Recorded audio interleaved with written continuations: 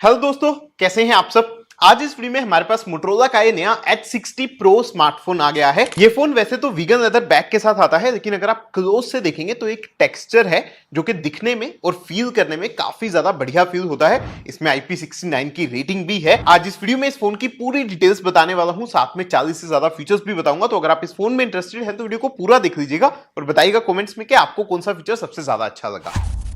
चलिए सबसे पहले इसके डिस्प्ले की बात करते हैं, जो कि इस फोन में बहुत ही बढ़िया दिखेगा आपको। इसमें 6.7 इंचेस का एक क्वाड कर्व डिस्प्ले है। ये साइड वाला कर्व अगर आप देखेंगे तो नॉर्मल कर्व्ड फोन्स के मुकाबले में ज्यादा कर्व्ड है। वैसे ये एक 1.5 के रेजोल्यूशन वाला POLED डिस्प्ले है, तो कलर शार्पनेस वगैरह आपको सब चीजें बहुत ही अच्छी लगेंगी। ब्राइटनेस 4500 निट्स की है और 120 हर्ट्ज का स्मूथ रिफ्रेश रेट भी है। एक चीज मैंने नोटिस किया कि 4K HDR वीडियोस में YouTube में थोड़ा स्टटर हो रहा है, जिसको थोड़ा फिक्स करने की जरूरत है। वैसे इसमें एक ऑप्टिकल वाला डिस्प्ले फिंगरप्रिंट सेंसर भी है और इसके ऊपर आपको कॉर्निंग ग्लूजा का 7i की प्रोटेक्शन दे रखी है। सबसे पहले तो बाय डिफॉल्ट अगर आप देखेंगे तो इस फोन में कोई ऑलवेज ऑन डिस्प्ले एनेबल नहीं है और काफी छुपा के वो ऑप्शन दिया है। तो आपको बता देता हूं कैसे एनेबल करना है। आपको सेटिंग्स में home screen and lock screen के अंदर जाना है। यहां पर स्लीप डिस्प्ले के अंदर आपको ये ऑलवेज ऑन डिस्प्ले का ऑप्शन मिलेगा और इसके बाद जब भी आप लॉक स्क्रीन पे जाएंगे, फोन को लॉक करेंगे तो इस तरीके का AOD आपको मिल जाएगा। अब बाय डिफॉल्ट ये कुछ इस तरीके का दिखता है, लेकिन अगर आपको इसको कस्टमाइज करना है तो उसका भी तरीका है। आपको सेटिंग्स में लॉक स्क्रीन सेटिंग्स के अंदर कस्टमाइज लॉक स्क्रीन के अंदर जाना है। अगर आप चाहें तो यहां पर क्लॉक स्टाइल चेंज कर सकते हैं। अगर आप ये वाला क्लॉक स्टाइल चेंज करते हैं तो इसमें विजेट्स ऐड करने का भी ऑप्शन आपको मिल जाता है। यहां पर नीचे नोटिफिकेशंस कैसी दिखती हैं उसको भी आप चेंज कर सकते हैं और जो भी आप सेटिंग सेलेक्ट करेंगे वही सेम डिस्प्ले आपको अपने AOD के ऊपर भी इस तरीके से दिखेगा। और OLED डिस्प्ले अगर आप बहुत कम ब्राइटनेस पे यूज करते हैं तो उसमें फ्लिकरिंग होती है, उसको रोकने के लिए भी एक बहुत बढ़िया फीचर दिया है। सेटिंग्स में डिस्प्ले के अंदर आपको यहां पर फ्लिकर प्रिवेंशन का ऑप्शन मिलेगा। बेसिकली आपकी आंखों पे उस फ्लिकरिंग का असर नहीं पड़े, उसके लिए आप इस ऑप्शन को एनेबल कर सकते हैं। अब इस फोन की एक बड़ी खासियत है इसके AI फीचर्स, जिसके लिए आपको एक स्पेशली डेडिकेटेड लेफ्ट साइड पे एक की दिया है। तो सबसे पहले आपको टॉप के 10 फीचर्स बताता हूं जो कि आपको इस फोन में जरूर से यूज करने चाहिए। तो सबसे पहले अगर मैं AI फीचर्स से ही शुरू करूं तो AI फीचर्स आप यहां पर ऐप ड्रॉअर में से भी एनेबल कर सकते हैं, या फिर डायरेक्टली आपको होम स्क्रीन पे ऑप्शन मिलता है, इसको भी टैप कर सकते हैं, या फिर ये जो AI की दिया है इसको अगर आप टैप करेंगे तो भी आपके AI फीचर्स इस तरीके से आ जाएंगे। और यहां पर सबसे पहला AI फीचर है अपडेट मी का। अगर आप फ्लाइट से उतरते हैं या ऑफिस में थे, बहुत सारी नोटिफिकेशंस आपके पास आ रखी हैं, तो ये फोन उनका एक समरी बना के आपको बता सकता है। जो भी नोटिफिकेशंस हैं उसको सबको पढ़ के ये एक समरी बना के आपको शॉर्ट में बता देगा। दूसरा फीचर ये AI फीचर्स के अंदर आपको टेक नोट्स का मिलेगा, जो कि पे अटेंशन का एक फीचर है। जैसे ही आप इसके ऊपर टैप करते हैं तो फोन ऑडियो रिकॉर्डिंग एनेबल कर देता है। बेसिकली अगर आप किसी मीटिंग में हैं, कुछ जरूरी कन्वर्सेशन रिकॉर्ड करना चाहते हैं तो आप ये टेक नोट्स का फीचर यूज कर सकते हैं और जैसे ही आप इसको स्टॉप करेंगे तो फोन इसका एक समरी और ट्रांसक्रिप्शन भी बना के आपको खुद ही दे देगा। अगला यहां पर AI फीचर रिमेंबर दिस का है, जो कि आप किसी भी स्क्रीन पे हैं आप डायरेक्टली एक फोटो कैप्चर कर सकते हैं, या तो एक स्क्रीनशॉट कैप्चर करके रख सकते हैं और उसको एक नोट के साथ सेव कर सकते हैं, ताकि बाद में आपको याद रहे कि वो स्क्रीनशॉट या फोटो आपने क्यों लिया था और वो आपके जर्नल ऐप के अंदर रिकॉर्ड होता रहेगा जो भी आपने स्क्रीनशॉट्स कैप्चर किए, या अगर आपने और भी कुछ AI की मदद से रिकॉर्डिंग्स लिए थे, नोट्स लिए थे, और जब भी आपको उसको रिकॉल करना है, वापस से याद करना है, तो काफी आसान बना देता है। एक और फीचर यहां पर अगर आप देखेंगे तो आपको मैजिक कैनवास का दिया है, जिसकी मदद से आप अपने वॉलपेपर्स बना सकते हैं अपनी पसंद के। आप बस यहां पर डिस्क्रिप्शन ऐड कर दीजिए, एस्पेक्ट रेशियो सेलेक्ट कर दीजिए और यहां पर नीचे कुछ स्टाइल्स हैं, उसमें से जो भी आपको अच्छा लगे वो सेलेक्ट कर दीजिए और जैसे ही जनरेट इमेज के ऊपर आप टैप करेंगे तो फोन आपको एक बढ़िया सा वॉलपेपर बना के दे देगा। वैसे अगर आपको वॉलपेपर्स ही जनरेट करने हैं तो एक और बढ़िया ऑप्शन है। अगर आप होम स्क्रीन के ऊपर लॉन्ग टैप करके वॉलपेपर्स में जाएंगे, क्रिएट विद AI के अंदर आपको स्टाइल सिंक का एक ऑप्शन मिलता है। इसमें आप अपना कोई एक फोटो सेलेक्ट कर सकते हैं और उस फोटो में आपने जो भी कपड़े पहने हैं, जो भी आपका आउटफिट है, उस हिसाब से फोन आपको एक वॉलपेपर जनरेट करके दे देता है। यहां पर अगर आप देखेंगे तो मैंने ब्लैक कलर का एक शर्ट पहना था व्हाइट टी-शर्ट के ऊपर, तो इसने उससे मैच करता हुआ कुछ वॉलपेपर्स यहां पर मुझे बना के दिए हैं। बाकी AI सर्कल टू सर्च का जो फीचर होता है वो भी आप ये नेविगेशन बार के ऊपर लॉन्ग टैप करके यूज कर सकते हैं और जैसे ही आप किसी भी चीज को सेलेक्ट करेंगे फोन के ऊपर तो फोन पूरे इंटरनेट पे से उसके बारे में इंफॉर्मेशन आपको ढूंढ के दे देगा। अगर आपको उसको परचेज करना है, उसके बारे में कुछ वीडियोस देखनी है, आर्टिकल्स रीड करने हैं, सब चीजें आपको डायरेक्टली यहां पर मिल जाएंगी। इस फोन में वैसे अब आपको ऐप लॉक भी मिलता है, है उसके लिए भी आपको कोई थर्ड पार्टी ऐप की जरूरत नहीं है। सेटिंग्स में अगर आप एप्स के अंदर जाएंगे तो यहां पर आपको नीचे ऐप लॉक का ऑप्शन मिलेगा, इसको बस आपको सेटअप कर देना है। उसके बाद किसी भी ऐप को लॉक करना है तो यहां से आप सेलेक्ट कर दीजिए। अगर आप सेटिंग्स में जाएंगे तो आप फिंगरप्रिंट सेंसर या फेस अनलॉक वगैरह भी इस ऐप लॉक के साथ यूज कर सकते हैं। ऐप सेटिंग्स के अंदर ही आपको एक क्लोन्ड एप्स का ऑप्शन भी मिल जाता है। अगर आपको एक ही ऐप के दो अकाउंट्स अपने फोन में यूज करने हैं, जैसे व्हाट्सएप के दो अकाउंट्स अगर मुझे यूज करने हैं, वो मैं इसकी मदद से कर सकता हूं। हालांकि यहां पर बहुत ही लिमिटेड एप्स को ये सपोर्ट करता है, जैसे अभी फेसबुक भी इंस्टॉल्ड है, लेकिन उसका भी क्लोन्ड ऐप क्रिएट करने का ये ऑप्शन मुझे नहीं दे रहा है। इस फोन में एक स्मार्ट साइड बार का भी ऑप्शन है, वो भी बाय डिफॉल्ट डिसेबल है। सेटिंग्स में अगर आप जेस्चर्स के अंदर साइड बार के अंदर जाएंगे तो यहां से आप इसको एनेबल कर पाएंगे, और उसके बाद जब भी आप यहां से सेलेक्ट करेंगे तो इस तरीके का एक साइड बार आपको मिल जाएगा। काफी मॉडर्न और ट्रांसपेरेंट सी लुक के साथ ही आता है, और इस फोन में फ्लोटिंग विंडोज का फीचर भी बहुत अच्छे से काम कर रहा है। आप किसी भी ऐप को ओपन करके अगर रिसेंट्स में जाते हैं तो यहां पर बस फ्री फॉर्म सेलेक्ट कर दीजिए। कोई भी ऐप को आप इस तरीके से फ्लोटिंग विंडो में ओपन कर सकते हैं, इसको रिसाइज वगैरह कर सकते हैं। अगर मैं बिल्कुल मिनिमाइज कर दूंगा तो इस तरीके से साइड में आ जाएगा। अब इस फोन की एक बड़ी खासियत इस फोन के कैमरास हैं। अगर आप देखेंगे तो 3 रियर कैमरास आपको दिए हैं। 50 मेगापिक्सल का एक प्राइमरी कैमरा है, 50 मेगापिक्सल का ही एक अल्ट्रा वाइड कैमरा है, साथ में एक 3x टेलीफोटो कैमरा भी है 10 मेगापिक्सल का, और फ्रंट में भी आपको 50 मेगापिक्सल का कैमरा दिया है। अब बहुत सारे कैमरा सैंपल्स मैंने इससे कैप्चर किए हैं। अभी के लिए अगर मैं फेस एंगल वाली फोटोज की बात करूं तो मुझे थोड़ा सा रेडिश टोन उसमें ज्यादा लगा, क्योंकि मोटो के फोन्स में हमने पहले भी देखा है।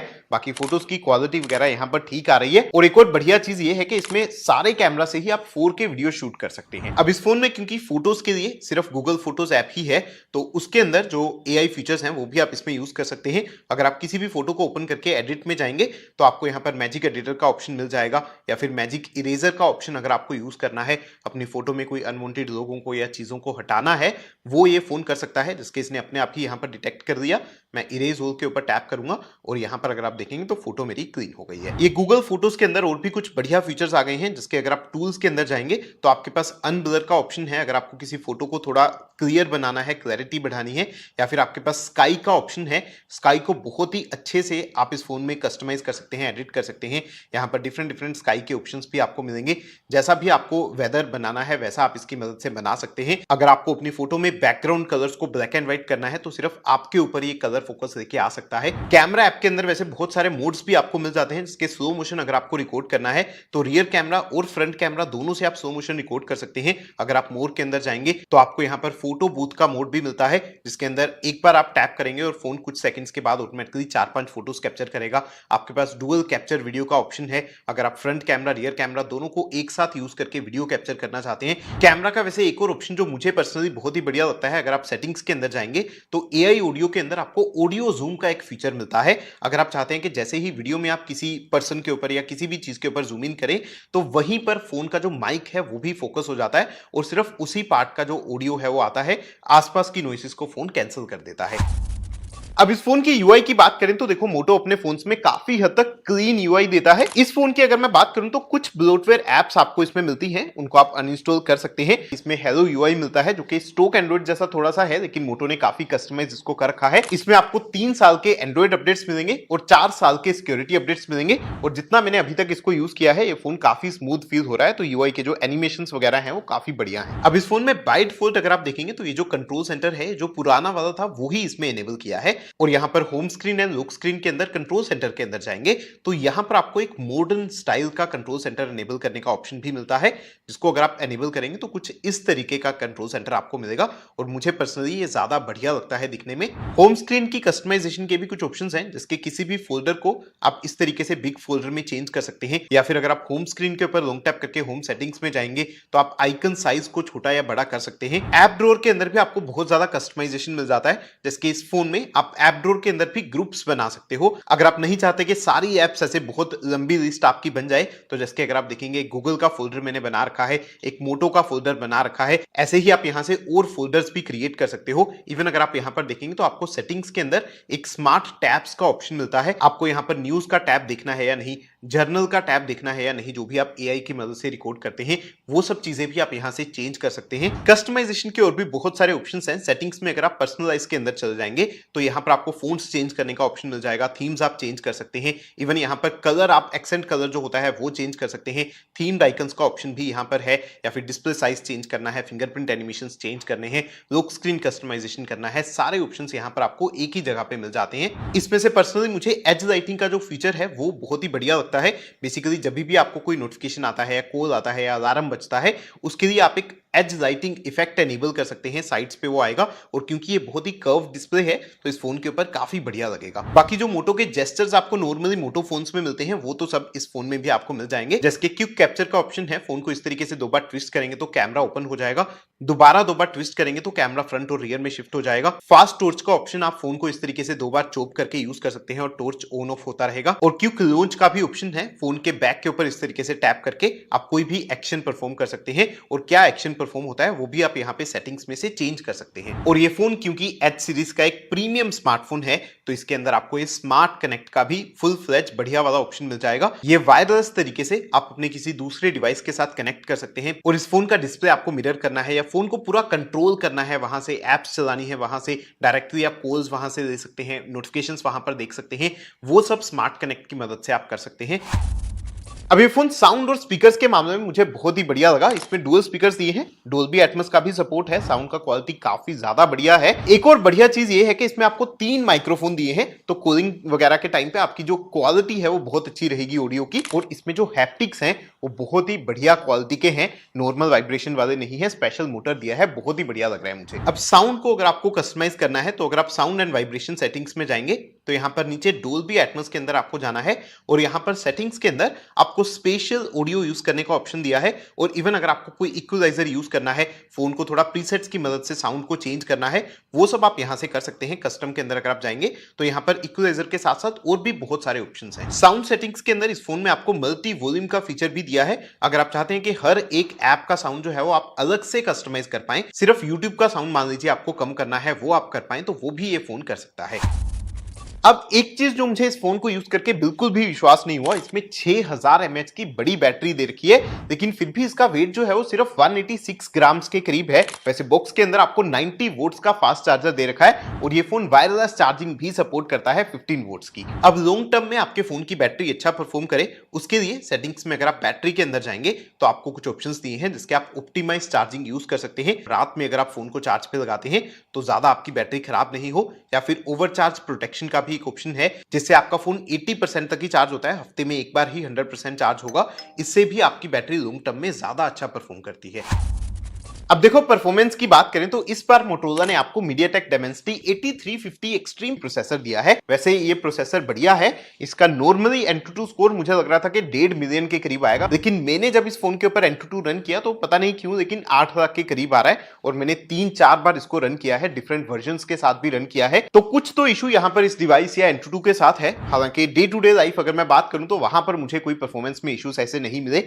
BGMI वैसे इस फोन में अभी स्मूथ प्लस 60 FPS में ही चलती है, हो सकता है अपडेट वगैरह के साथ थोड़ी बेटर सेटिंग्स इसमें बाद में अनलॉक हो जाएं। वैसे इसमें UFS 4.0 वाला स्टोरेज दिया है और रैम भी LPDDR5X वाला है। इस फोन में वैसे आप कोई भी गेम प्ले करते हैं तो इस तरीके का एक गेमिंग असिस्टेंट भी आपको मिलता है जिसमें आप परफॉर्मेंस मोड सेलेक्ट कर सकते हैं, टर्बो मोड सेलेक्ट कर सकते हैं ताकि ज्यादा बेटर परफॉर्मेंस आए। गेमिंग के एक्सपीरियंस को और थोड़ा एनहेंस करने के लिए नीचे ये कुछ और भी ऑप्शंस आपको मिल जाते हैं। इवन यहाँ पर लाइव FPS कितना आ रहा है वो आप यहाँ पर देख सकते हैं। अगर आप एप्स के अंदर जाएंगे तो मल्टी विंडो में अगर आपको किसी ऐप को ओपन करना है वो भी यहां से आप कर पाएंगे। बाकी नेटवर्क के मामले में भी मुझे अभी तक इसमें कोई इश्यूज नहीं आए। इसमें 5G के 14 बैंड्स आपको दिए हैं। 5G का स्पीड टेस्ट भी मैंने किया, अगेन जितनी मेरे एरिया में स्पीड आती है उतनी इसमें आ रही है।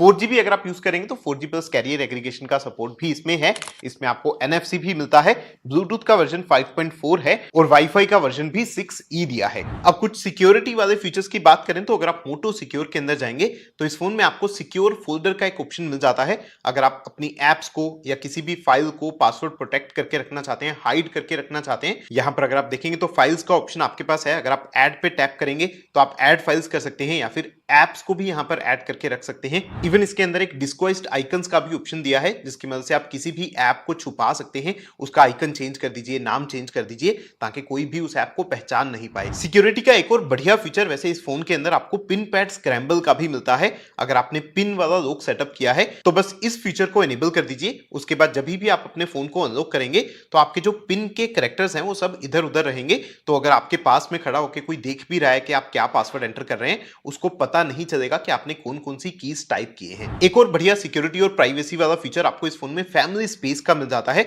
अगर आपका फोन जो है वो आपके बच्चे भी यूज करते हैं, आपके घर पे कोई और भी यूज करता है, तो आप एक अलग स्पेस उनके लिए क्रिएट कर सकते हैं। आप सेलेक्ट कर सकते हैं कि कौन कौन सी एप्स को आपको स्पेस के अंदर एनेबल करना है, और उसके बिना कोई भी ऐप को वो चेंज नहीं कर पाएंगे, कोई भी सेटिंग्स चेंज नहीं कर पाएंगे। इस फोन को चोरी होने से बचाने के लिए भी कुछ बढ़िया सिक्योरिटी वाले फीचर्स हैं। अगर आप यहाँ पर सेटिंग्स के अंदर थेफ्ट सर्च करेंगे तो आपको थेफ्ट प्रोटेक्शन के कुछ फीचर्स मिल जाएंगे, जैसे कि आप थेफ्ट प्रोटेक्शन लॉक एनेबल कर सकते हैं। अगर फोन डिटेक्ट करता है कि आपका फोन कोई लेके भाग रहा है, चोरी हो गया है, तो कुछ ही सेकंड्स में फोन आपका लॉक हो जाएगा और उसके बाद चोर आपके फोन को पावर ऑफ नहीं कर पाएगा, कोई भी सेटिंग चेंज नहीं कर पाएगा। तो आप अपने फोन को ढूंढ सकते हैं।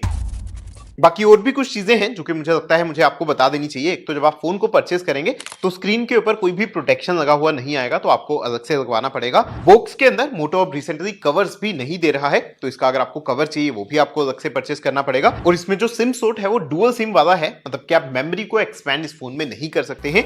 बाकी अगर आपको कुछ और जानना है इस फोन के बारे में तो नीचे कॉमेंट्स में पूछ सकते हैं। ये वीडियो अच्छा लगा तो प्लीज लाइक और शेयर जरूर कर दीजिएगा, और ऐसी और वीडियोस देखना चाहते हैं तो चैनल को सब्सक्राइब भी कर